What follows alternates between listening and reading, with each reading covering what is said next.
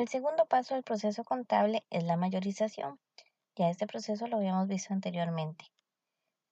En este caso vamos a hacer las T's un poquitito más grandes, porque tenemos algunas cuentas que tienen más movimiento.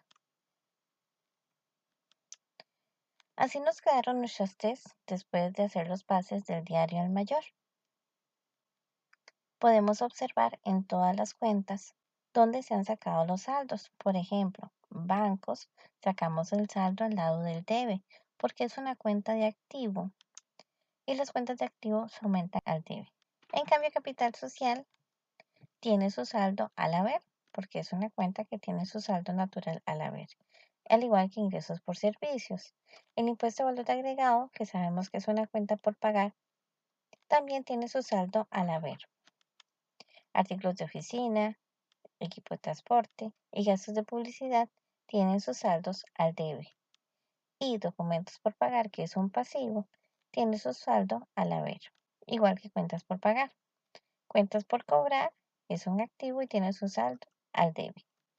Acá tenemos maquinaria y equipo, servicios públicos, salarios de venta, salarios administrativos, inmobiliario y equipo de oficina. De estas, dos de las cuentas corresponden a activos y las otras tres corresponden a gastos. ¿Puedes identificar cuáles son? Tenemos también seguros pagados por adelantado, ingresos recibidos por adelantado y adelanto a proveedores. También tenemos alquiler pagado por adelantado. Sin embargo, seguros pagados por adelantado y alquiler pagado por adelantado no les he sacado el saldo aún. Vamos con el tercer paso, que es el balance de comprobación. Hasta ese momento lo que hacemos es realizar el balance de comprobación tal y como siempre lo hemos hecho, solo que esta vez vamos a usar una hoja de trabajo. Una vez terminado este ejercicio les enseñaré la forma del balance en una forma práctica y sencilla en Excel. Aquí tenemos nuestro balance de comprobación y nuestra hoja de trabajo. Esta hoja de trabajo tiene tres partes: la del balance de comprobación, un diario o movimientos de diario y el balance de comprobación ajustado. Yo he anexado acá algunas cuentas que vamos a usar más adelante. Observemos entonces que lo que hacemos es trasladar la información de las cuentas test al balance de comprobación. Por ejemplo, acá tenemos en bancos el saldo deudor, capital social con un saldo acreedor, ingresos por servicios con saldo acreedor, cuentas por pagar con un saldo acreedor, cuentas por cobrar con un saldo deudor, impuesto a valor agregado con un saldo acreedor, artículos de oficina con un saldo deudor, equipo de transporte con saldo deudor, documentos por pagar con saldo acreedor y gastos de publicidad con saldo deudor. Aquí tenemos las otras tres: maquinaria y equipo con saldo deudor, servicios públicos con saldo deudor, salarios de ventas con saldo deudor, salarios administrativos con saldo deudor, mobiliario y equipo con saldo deudor, seguro pagado por adelantado con saldo deudor, ingresos recibidos por adelantado con saldo acreedor, alquiler pagado por adelantado con saldo deudor y adelanto de proveedores con saldo deudor. Abajo podemos ver que hemos sacado dos totales y ambos lados suman lo mismo. Vamos a hacer el siguiente paso, que son los ajustes a fin de periodo. Los ajustes de fin de periodo se hacen para reflejar una imagen fiel de la posición financiera de la empresa al final del periodo contable. Se deben ajustar todos aquellos ingresos y gastos al cierre para que estos queden aplicados en el periodo en el cual fueron percibidos o consumidos. Recordemos que tenemos ciertos pasos dentro de la contabilidad. Primero habíamos hecho análisis de información, registro en el diario general, la mayorización y el balance de comprobación.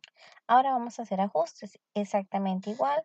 Analizamos la información, hacemos el registro en el libro diario, clasificamos el mayor general y elaboramos la balanza de comprobación ajustada. ¿Cuáles cuentas vamos a ajustar? Bueno, vamos a ajustar las depreciaciones, los gastos pagados por adelantado, los intereses por pagar, amortizaciones, agotamiento, solo que estas dos últimas se verán en quinto. Analicemos entonces. El 1 de diciembre se recibe un préstamo bancario por el cual se firma un documento de 120,000. Ya habíamos hecho este asiento, ¿ok? Recordemos que se había depositado en el banco y el crédito estipulaba una tasa de interés del 15% y su vencimiento es dentro de 2 años, que tanto los intereses como el capital serían pagados al vencimiento. Pero como nuestro ciclo contable o nuestro periodo contable termina el 31 de diciembre, es necesario hacer los ajustes. Los asientos de ajuste se anotan seguidos después de las transacciones explícitas. Esos asientos posteriores son implícitos, ya que se sabe que se tienen que hacer al final del periodo, aun cuando no haya un documento que lo respalde. Lo que lo respalda son los principios contables de las NIF, tal como la revelación suficiente. Entonces, al 31 de diciembre ya se ha consumido un mes de gastos. Si bien es cierto, no los hemos pagado porque se van a pagar al vencimiento, sí debemos reflejar el gasto hasta la fecha. Entonces ya sabíamos por medio de la operación del interés simple cuánto corresponde a ese gasto por mes. Entonces, cargamos gastos por intereses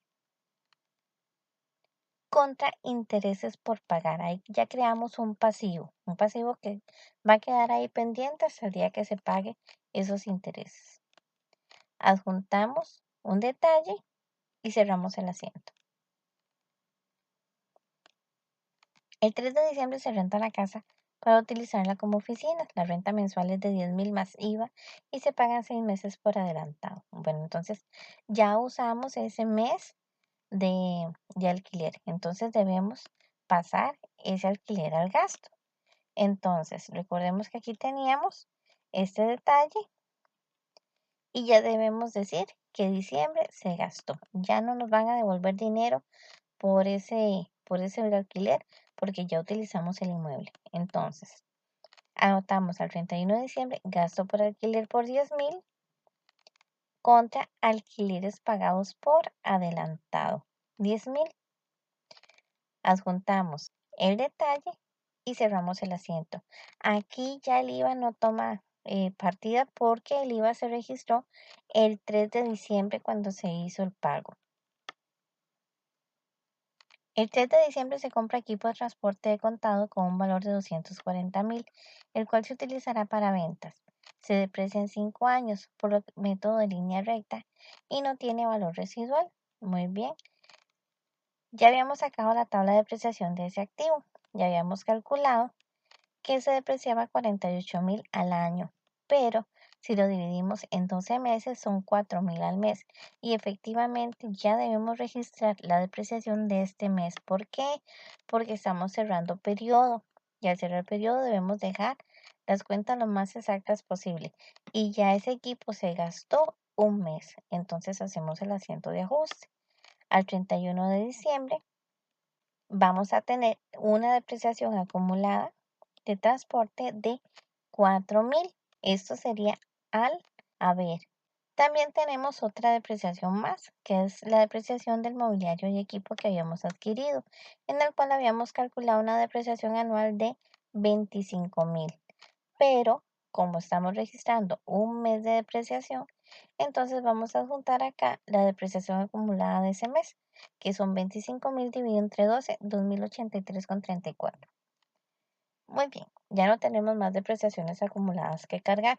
¿Contra qué vamos a cargar eso? Contra el gasto por depreciación. Adjuntamos el detalle y cerramos el asiento. También nos entregaron maquinaria, pero fue el 31 de diciembre del 2018. Se empezará a depreciar a partir del 1 de enero del 2019. El 3 de diciembre del 2018 se compra y se paga de contado un seguro por 12,000 más IVA, con una cobertura de un año para el equipo de transporte. Es el mismo concepto que teníamos del alquiler.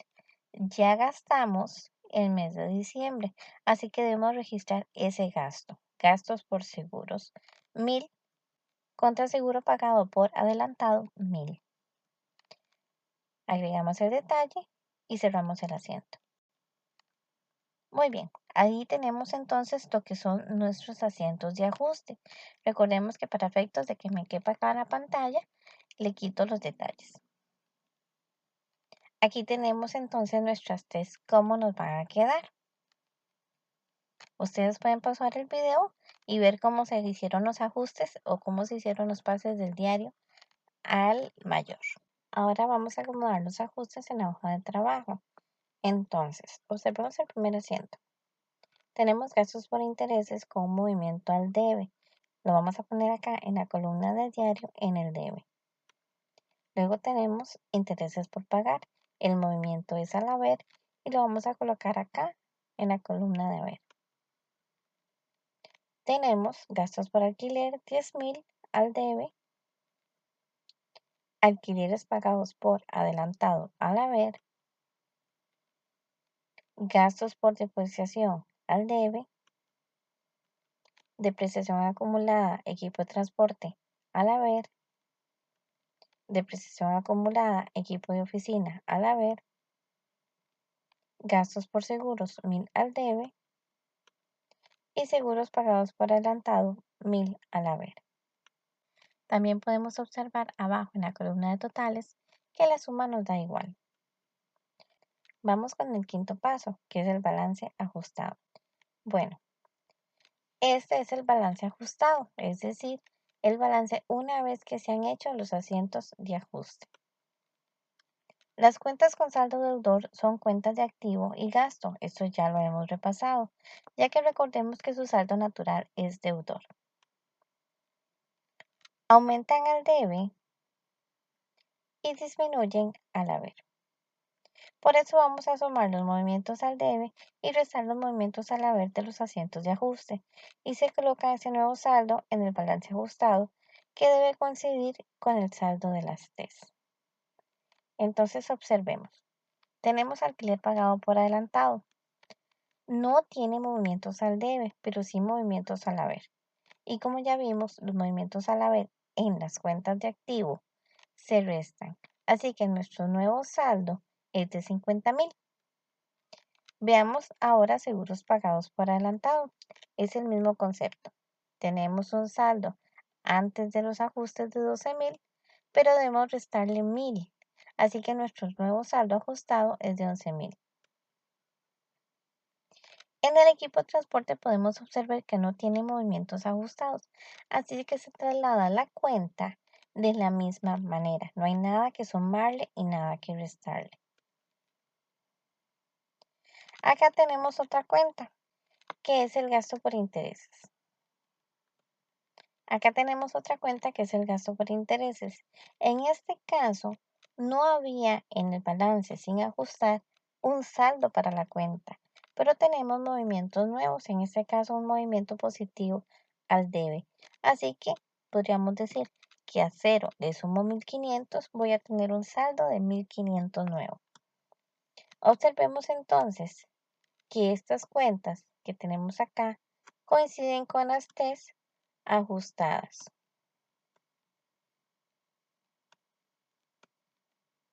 Recordemos que siempre debemos sumar los totales para saber que nos está dando igual. Las cuentas con saldo acreedor son cuentas de pasivo, patrimonio e ingresos, ya que recordemos que su saldo natural es acreedor, aumentan al haber y disminuyen al debe.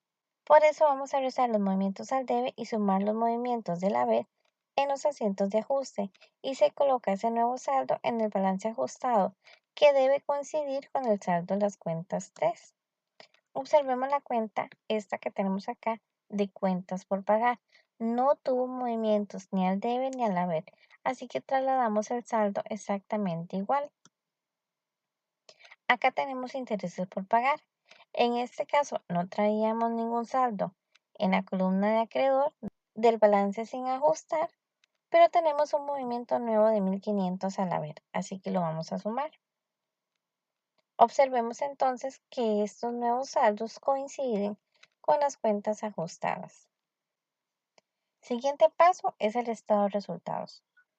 El estado de resultados es un informe el cual nos permite visualizar si la empresa ha obtenido resultados positivos o negativos. Ese resultado crea una cuenta nueva que se llama utilidad del periodo cuando hay ganancia o pérdida del periodo cuando no hay ganancia. También se le puede llamar utilidad neta o resultado del ejercicio. En diferentes informes podemos verlos con estos nombres, pero es lo mismo. En cuanto a su presentación, vamos a ver diferentes estructuras. En cualquier estado de resultados siempre le restaremos a los ingresos los gastos. Aquí hay algunas estructuras de estado de resultados de empresa de servicios. Tenemos una con varias columnas a la izquierda o tenemos a la derecha una en una sola columna. Bueno, vamos a empezar a trabajar acá con lo que es el balance de comprobación ajustado, así que no vamos a necesitar esto de acá. Vamos a empezar a crear nuestro estado de resultados. Primero vamos a ingresar lo que es el encabezado. Primero va el nombre de la empresa, luego el nombre del estado o el informe que estamos haciendo. Y en el caso del estado de resultados, es un estado que es parcial, es decir, inicia en una fecha y termina en otra. En este caso inicia el 1 de diciembre del 2018 y termina el 31 de diciembre del 2018, que es el tiempo en el que ha estado en ejercicio la empresa. Vamos a trabajar con ingresos y con gastos solamente en este estado. Aquí tenemos los ingresos. Los ingresos son 495,000. Si tuviéramos más ingresos, los adjuntamos acá y sacamos el total de ingresos de la empresa.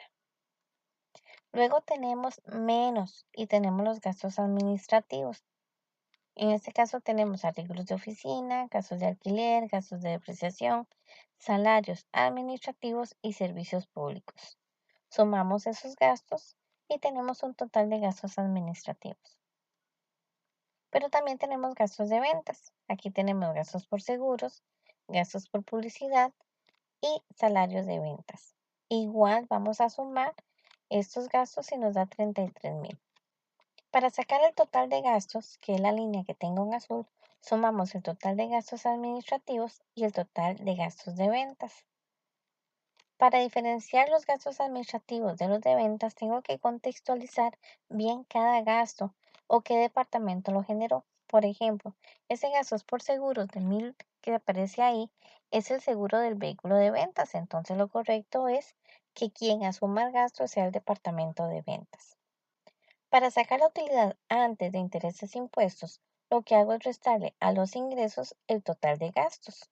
Luego adjunto el gasto por intereses, que es un gasto, no tiene nada que ver con la parte administrativa ni con el gasto de ventas, sino que es un gasto propiamente relacionado con un tema financiero. Y a la utilidad antes de intereses e impuestos le quito ese total de gastos financieros para que me quede una utilidad antes de impuestos de 399,342,32.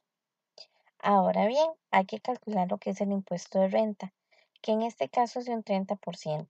Yo después les enseño a calcular con más detalle lo que son los impuestos de renta en base a la normativa vigente.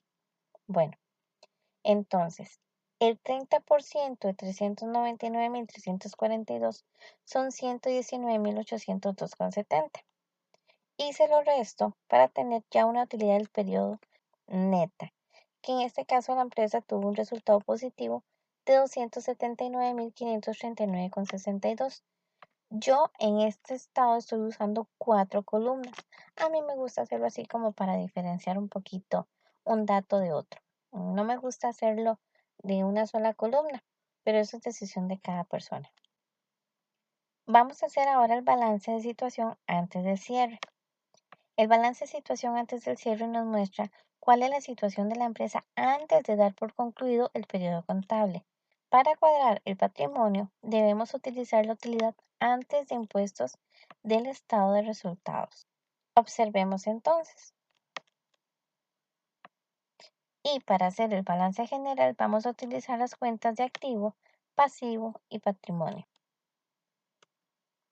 Para iniciar el balance de situación financiera, vamos a empezar con lo que es el encabezado, con el nombre de la empresa, el nombre del balance que estamos haciendo o el informe y hasta qué fecha representa ese informe la situación de la empresa.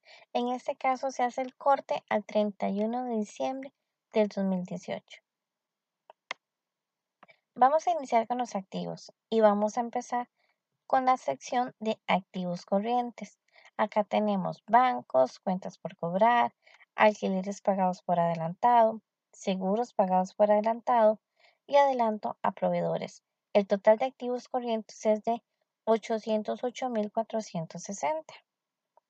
Acá tenemos los activos no corrientes. En este caso sería el equipo de transporte con su respectiva depreciación acumulada. Es importante observar que la depreciación acumulada se pone en negativo. Ya les había dicho que las cuentas de depreciación acumulada son cuentas de activo con saldo acreedor. Y como son saldo acreedor en cuentas de activo, van en negativo. Tenemos maquinaria y equipo, la cual no tiene todavía depreciación acumulada, mobiliario y equipo de oficina con su respectiva depreciación acumulada. Saco el total de activos no corrientes. Entonces, ¿qué hago? 240.000 menos 4.000 más 18.000 más 80.000 menos 2.083,34. Debo respetar los signos de cada una de esas cifras. El total de activos es de 1.140.376,66. Vamos ahora con la sección de pasivos. Igual vamos a acomodar el pasivo corriente y el pasivo no corriente. Recordemos que el pasivo corriente es a menos de un año y el pasivo no corriente es cuando supera un año. Es la misma descripción para los activos. Acá tenemos entonces en pasivo corriente las cuentas por pagar, los intereses por pagar. Aquí yo agregué la cuenta de dividendos por pagar, que ahorita la vamos a ver cómo funciona. Tenemos los ingresos recibidos por adelantado, el impuesto de valor agregado y también agregué aquí el impuesto sobre la renta. El total del pasivo corriente es de 121.034,34. En el pasivo no corriente solamente tengo los documentos por pagar por 120.000. ¿Cómo saco el total del pasivo? Bueno, sumando el total del pasivo corriente más el total del pasivo no corriente. Y acá tengo la sección de patrimonio. Acá tengo el capital social, que es de 500.000, y la cuenta de utilidades del periodo. Recordemos que es antes de impuestos. El total del pasivo más patrimonio es de 1.140.376,66, cumpliéndose así la ecuación contable que dice que activo es igual a pasivo más patrimonio. Vamos con el paso 8. Los asientos de cierre se hacen con el objetivo de dejar la contabilidad limpia para iniciar el periodo contable siguiente. El proceso más importante es cerrar las cuentas de ingresos y gastos, es decir, dejar estas cuentas con un saldo de cero. Como consecuencia, no se podría hacer un estado de resultados, ya que no habría cuentas de ingresos y gastos con saldos. Veamos. ¿Cuáles cuentas vamos a cerrar? Bueno, cerraremos las cuentas de ingresos y gastos, la cuenta de pérdidas y ganancias y la cuenta de utilidad del periodo. El primer paso es cerrar las cuentas de ingresos. Para que una cuenta de ingresos quede con saldo cero, se debe hacer un movimiento al debe por el mismo monto del saldo que tenga la cuenta al momento de hacer el cierre. Veamos. Acá tengo la cuenta de ingresos por servicios con un saldo acreedor de 495.000. Así que lo que tengo que hacer es hacer un movimiento al debe para poder cerrar esa cuenta y dejarla en cero. Acá tengo la primera parte de ese asiento que sería el 31 de diciembre del 2018 con ingresos por servicio con ese movimiento al debe. Eso pasaría entonces en la cuenta T, la cierro y de esa manera la cuenta queda cerrada. Ahora bien, ¿qué hago para completar ese asiento? Utilizo una cuenta llamada pérdidas y ganancias. Aquí estaría la T de pérdidas y ganancias con un movimiento al haber de 495.000. Agrego el detalle, asiento de cierre de cuentas de ingresos y cierro el asiento. Observemos también que llevo el consecutivo de los asientos porque todo esto se hace en el diario. Ahora vamos a cerrar las cuentas de gastos. Para que una cuenta de gastos quede con saldo cero, se debe hacer un movimiento al haber por el mismo monto del saldo que tenga la cuenta al momento de hacer el cierre. Veamos. Aquí tenemos el 31 de diciembre del 2018 la cuenta de artículos de oficina con un saldo deudor de 13.274,34. A esta cuenta tengo que hacerle un movimiento al haber por el mismo monto que tiene para poder cerrar la cuenta. Observemos ahora la cuenta de gastos por intereses. Tiene un saldo de 1.500 al debe, así que voy a hacer un movimiento al haber por esos 1.500, actualizo la T y cierro la cuenta. Lo mismo va a pasar con gastos por alquileres. Hago un movimiento al haber, actualizo la cuenta y cierro. Veamos gastos por seguro. Tengo un saldo de 1.000 al debe, hago movimientos de 1.000 al haber, actualizo la T y cierro la cuenta.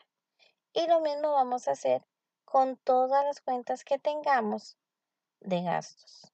Ahora bien, para poder ajustar este asiento, utilizo la cuenta de pérdidas y ganancias. Sumo el total de gastos y el monto que me dé será el que vaya en la cuenta de pérdidas y ganancias.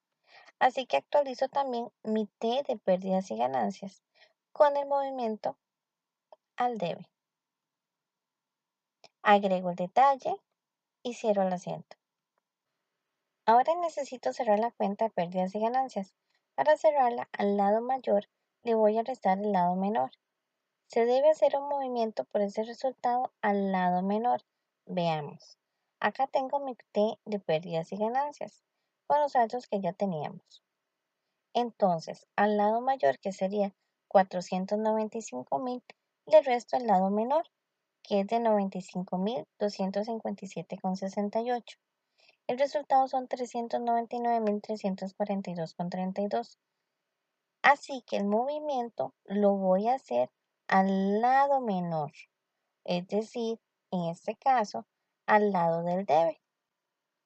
Entonces tengo pérdidas y ganancias por 399.342,32. Actualizo la T, saco los saldos y cierro la cuenta. ¿Contra cuál cuenta? Bueno, con la cuenta de utilidad del periodo, con un movimiento al lado contrario, en este caso al lado del haber. Y aquí tengo actualizada mi cuenta de utilidad del periodo. Vengo y agrego un detalle y cierro el asiento. Bien, ese monto de utilidad del periodo es la ganancia antes de impuestos. Es decir, debemos repartir las ganancias y darle al Estado lo que le corresponde y luego decidir qué hacer con lo demás. En este caso se decide declarar dividendos por un monto de 200.000 para pagar en asamblea en febrero 2019. Entonces veamos cómo quedará esto. Tengo acá mi cuenta de utilidad del periodo por el saldo de 399.342,32 al haber. Es la misma cantidad de la utilidad antes de impuestos. Vamos a agregar un movimiento a la cuenta de utilidad del periodo por el mismo monto al lado contrario, es decir, al lado del debe para poder cerrar esa cuenta. Y vamos a empezar a abonar las otras cuentas de la forma en que hemos repartido esa utilidad. Entonces tenemos el impuesto sobre la renta por pagar por 119.802,70, los dividendos por pagar por 200.000 y el resto se irá a una cuenta que se llama utilidades acumuladas, que es lo que va a quedar para reserva de la empresa para cualquier eventualidad. Aquí tenemos entonces la T de impuestos sobre la renta por pagar, la de dividendos por pagar y la de utilidades acumuladas. Agregamos el detalle y cerramos el asiento. Hemos llegado al paso 9. Esta es la meta. Este balance es el que de verdad indica cuál fue el resultado de la gestión durante todo el periodo. Nos indica cuánto vale la empresa en activos y a quiénes le pertenecen estos activos, es decir, el pasivo y el patrimonio. Es una foto de la empresa en el último momento del periodo contable, al final de este año. Una vez abiertas las puertas y las operaciones el 1 de enero 2019, este estado empezará a tener cambios. En este estado actualizaremos prácticamente la sección de pasivos y patrimonio con la distribución de las utilidades del periodo. Observemos entonces. Esta es nuestra sección de pasivo y patrimonio antes del cierre. Hacemos nuestro encabezado con el nombre de la empresa, el título del estado, balance de situación después del cierre al 31 de diciembre del 2018 y actualizamos las cuentas. A las cuentas del lado de activos no les pasó nada, pero podemos observar que ya tenemos un movimiento de dividendos por pagar por 200,000, el impuesto a la renta y las utilidades del periodo han desaparecido y ha aparecido una cuenta que se llama utilidades acumuladas. Asimismo, se cumple la ecuación contable, que el activo es igual al pasivo más el patrimonio. Bueno, hemos concluido lo que es el ciclo contable, pero también tenemos otros estados financieros que forman parte de lo que se llama el juego de estados financieros y vamos a analizarlos. Primero tenemos el estado de cambios en el patrimonio. Este estado nos indica cuáles son los cambios que han ocurrido en las partidas que componen las cuentas de capital o de patrimonio. Para hacer ese estado se necesita tener el balance de situación financiera realizado. Hay diferentes modelos de presentarlo. Yo les voy a enseñar uno. Bueno, vamos a necesitar entonces el extracto del estado de resultados y el extracto del patrimonio del balance de situación después del cierre. Bueno, vamos a hacer un cuadrito similar a este. También tiene un encabezado, Servicios de Ingeniería S.A., Estado de Cambios en el Patrimonio Neto, al 31 de diciembre de 2018. Entonces vamos a empezar a anotar los rubros. Saldos al 1 de diciembre de 2018, ¿qué teníamos? Un capital emitido de 500,000. Ahí en esa línea no tenemos nada más y sumamos y nos da 500,000 en el total. La utilidad neta. Bueno, esa utilidad neta fue de 279,539,62. No tenemos nada más en esa línea, la ponemos en el total. No tenemos aumentos de capital, ni incrementos en la reserva legal, ni revaluación de activos, pero tenemos distribución de dividendos por 200,000 y esto le va a restar a nuestro patrimonio.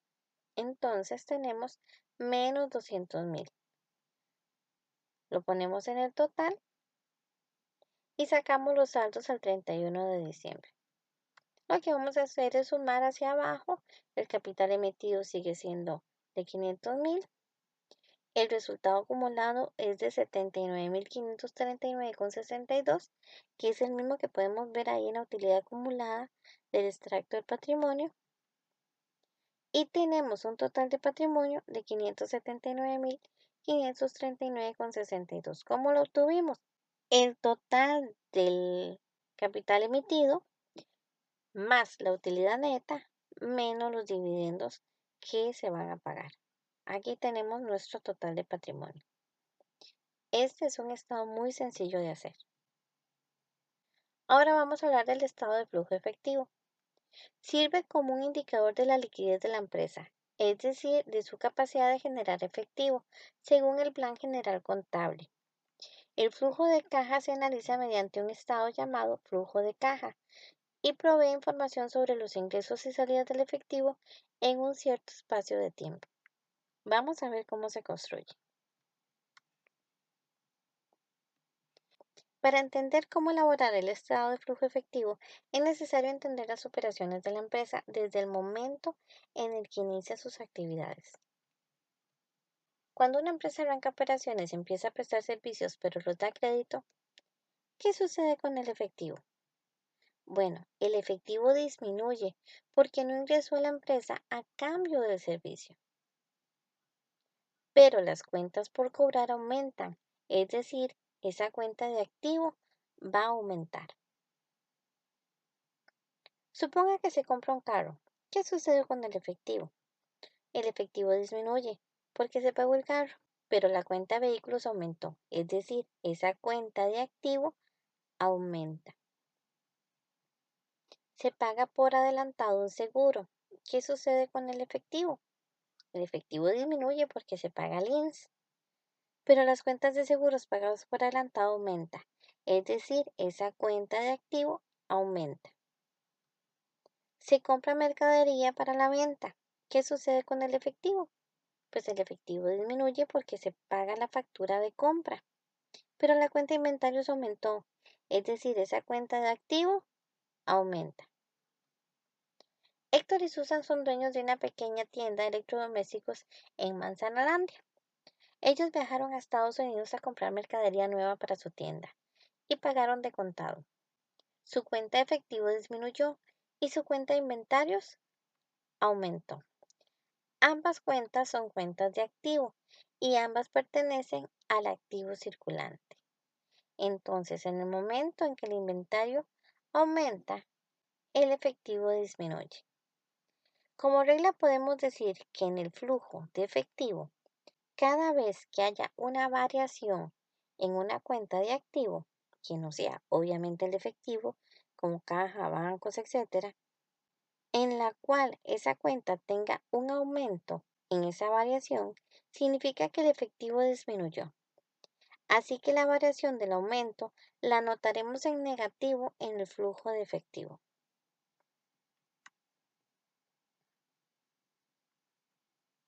Suponga que nos hicieron un abono a una cuenta por cobrar. ¿Qué sucedió con el efectivo?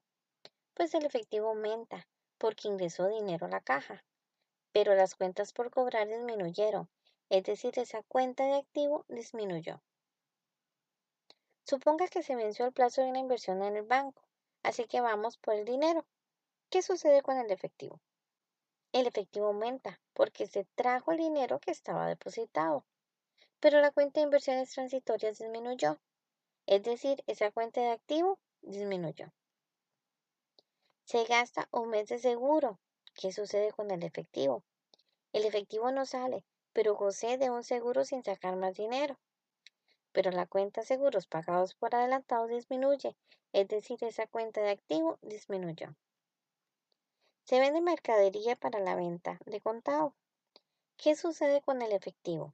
El efectivo aumenta porque se recupera dinero de ventas, pero la cuenta de inventarios disminuye, es decir, esa cuenta de activo disminuyó. Supermercado El Buen Samaritano vende todos los días la mercadería de contado, es decir, cada vez que hace una venta aumenta su efectivo y disminuye su inventario. Ambas cuentas son cuentas de activo y ambas pertenecen al activo circulante o activo corriente. Entonces veamos que cuando se vende la mercadería, el efectivo va aumentando. Como regla podemos decir que en el flujo de efectivo, cada vez que haya una variación en una cuenta de activo que no sea el efectivo, en la cual esa cuenta, por ejemplo la cuenta de inventario, tenga una disminución, significa que el efectivo aumentó. Así que esa variación la anotaremos en positivo en el flujo de efectivo. Suponga que compraremos a crédito de 6 meses papelería. ¿Qué sucede con el efectivo? El efectivo no disminuye porque el dinero no sale, pero las cuentas por pagar aumentaron, es decir, aumenta el pasivo. Los socios aportan efectivo para iniciar la empresa. ¿Qué sucede con el efectivo? El efectivo aumenta porque los socios lo aportaron. El capital aumenta porque hay más compromisos de socios, es decir, aumenta el patrimonio. Suponga que no pagamos los intereses, sino que los acumulamos. ¿Qué sucede con el efectivo? El efectivo no disminuye porque el dinero no salió, pero las cuentas por pagar aumentaron, es decir, aumenta un pasivo. Suponga que se hace un abono a una deuda. ¿Qué sucede con el efectivo? El efectivo disminuye porque el dinero salió y las cuentas por pagar también disminuyeron, es decir, disminuye el pasivo. Don Miguel le va a dar prestado a don Pedro el dinero a 9 meses plazo, Es decir, va a aumentar el efectivo y también va a aumentar las cuentas por pagar. El efectivo es una cuenta de activo corriente y las cuentas por pagar son un pasivo corriente. Ahí podemos ver que cada vez que adquirimos un crédito, el efectivo aumenta y la deuda también. Como regla podemos decir que en el flujo efectivo, cada vez que haya una variación de una cuenta pasivo circulante en la cual esa cuenta tenga un aumento, significa que el efectivo aumentó. Así que esa variación de aumento la anotaremos en positivo en el flujo efectivo. Si la variación del pasivo es que disminuye, significa que el efectivo también disminuyó. Así que esa variación la vamos a colocar de manera negativa en el estado de flujo efectivo. Lo primero que vamos a hacer es agregarle el título. No lo pongo arriba en este caso porque no me da la pantalla, pero iría en la parte de arriba del estado. Tenemos acá actividades de operación, actividades de inversión y actividades de financiamiento. Las actividades de operación las vamos a construir con los activos corrientes y pasivos corrientes del estado de resultados. Las actividades de inversión las vamos a construir con el activo no corriente. Y las actividades de operación las vamos a construir con los pasivos no corrientes y el patrimonio. Vamos a empezar entonces con la cuenta de utilidades acumuladas, la cual es de 79.539,62. Acá tenemos también en el estado de resultados la cuenta de gastos de depreciación. La vamos a anotar ahí en forma positiva. ¿Por qué en forma positiva? Bueno, la depreciación acumulada se debe sumar a la utilidad neta, debido a que la depreciación no representa una salida del efectivo. Recordemos que la depreciación acumulada es ir trasladando el gasto de los activos fijos, pero no hay una salida de dinero. Vamos a continuar entonces con lo que son los activos corrientes. Y tenemos cuentas por cobrar, alquileres pagados por adelantado, seguros pagados por adelantado, adelanto de proveedores. Ahora bien, observemos que al principio del periodo la cuenta de cuentas por cobrar estaba en cero, no había nada. Y tenemos una variación positiva, es decir, aumentó la cuenta de cuentas por cobrar. ¿Pero qué significa eso? Si yo no cobré, no tengo el efectivo. Así que esa variación en positivo de esa cuenta por cobrar, yo la tengo que anotar en negativo en mi estado de flujo de efectivo, porque representa que ese dinero no lo tengo. El alquiler pagado por adelantado. Al principio no había pagado nada y ahora sí. Eso fue una salida de dinero y por lo tanto la represento en negativo. El seguro pagado por adelantado es el mismo concepto. Teníamos el dinero, pero se pagó. Es decir, hay una salida de 11,000. Y tengo también el adelanto proveedores. Esto lo pagamos para que nos hicieran una maquinaria. Como hubo una salida de dinero, lo anoto en negativo. Ahora voy a continuar con lo que es el pasivo corriente. Y tengo las cuentas por pagar, los intereses por pagar, los dividendos por pagar, los ingresos recibidos por adelantado, el impuesto de valor agregado y el impuesto de renta. En cuentas por pagar tengo un saldo de 84,400. ¿Qué sucede con eso? Bueno, si yo no estuviera debiendo ese dinero, significa que hubiera tenido una resta de mi efectivo. Pero como yo no lo pagué, entonces lo voy a anotar en positivo. Es plata que tengo, que no pagué. Lo mismo sucede con los intereses por pagar. No se pagaron, se están acumulando. Así que lo anoto en positivo. Es plata la que no me estoy deshaciendo. Los dividendos por pagar no los he pagado. Así que los voy a anotar en positivo porque esa plata yo no me desecho de eso. Los ingresos recibidos por adelantado, acá los tengo, son 28.250. ¿Qué significa? Que a mí me dieron una plata y que yo no tuve que hacer nada por ella, porque están adelantados. Todavía eso no lo he realizado, pero es a favor, es plata que me sumó. El impuesto a valor agregado, todavía no tengo el tiempo de pagarlo, así que hoy lo tengo acumulado. Y lo mismo sucede con el impuesto de renta, está por pagar. Yo no me desecho de ese dinero. Sumo las actividades provenientes de la operación y me da un total de 357.780. Aquí tengo que respetar los signos también de cada número. 79.539,62 más 6.083,34 menos 67.000 menos 50.000 menos 11.000 menos 40.680 más 84.400 más 1.500 más 200.000 más 28.250 más 6.884,34 más 119.802,70. Ahora vamos a continuar con las actividades de inversión. Para esto vamos a usar los activos no corrientes. Tenemos equipo de transporte, maquinaria de equipo, inmobiliario de equipo de oficina. Ahora bien, como compramos equipo de transporte, nos deshicimos de $240.000. Entonces lo voy a anotar en negativo acá. Lo mismo ocurrió con la maquinaria y el equipo. Nos deshicimos de $18.000. Y lo mismo con el mobiliario y equipo de oficina, de $80.000.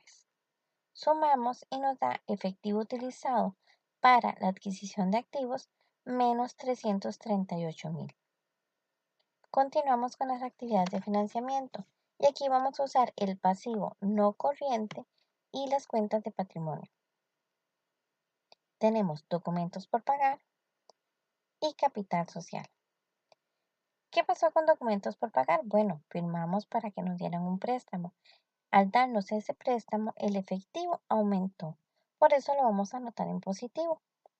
Y con el capital social sucedió que también aumentó el efectivo porque los socios lo aportaron. ¿Cuánto aportaron? 500.000.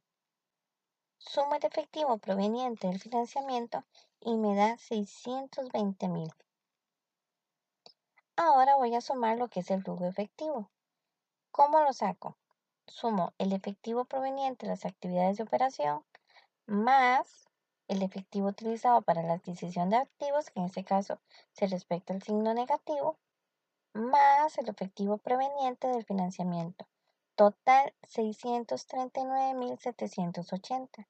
Debería sumar el efectivo al inicio del periodo, pero fue cero. Recordemos que al inicio del periodo la empresa empieza en cero y es a partir del aporte de los socios que empieza a tener movimientos. Si fuera que estuviéramos en un segundo periodo, entonces tendríamos el efectivo del periodo anterior, que es al cierre, más los movimientos nuevos.